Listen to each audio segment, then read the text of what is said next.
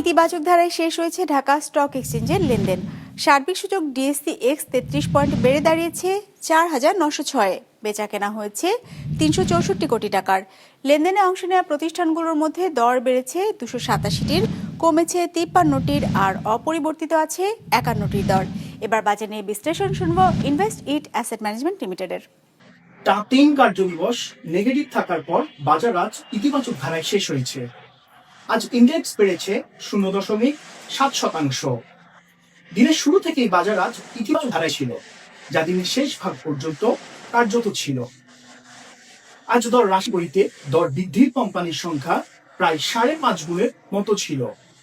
আজ সবচেয়ে বেশি পরিমাণে বাই প্রেশার লক্ষ্য করা গেছে পেপার অ্যান্ড প্রিন্টিং সেক্টর এবং ট্রাভেল সেক্টরে। মার্কেট টার্নওভার আজ গত কার্যদিবসের তুলনায় 36.2% বৃদ্ধি পেয়েছে। টার্নওভারের দিক থেকে ফার্মাসিউটিক্যাল সেক্টর আজ শীর্ষস্থানে ছিল।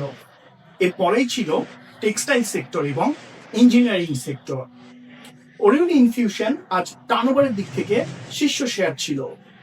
আজ সর্বোচ্চ 10% দর বৃদ্ধি পেয়েছে রহিমা ফুড, যেখানে সর্বোচ্চ দর হ্রাস পেয়েছে first finance and investment limited.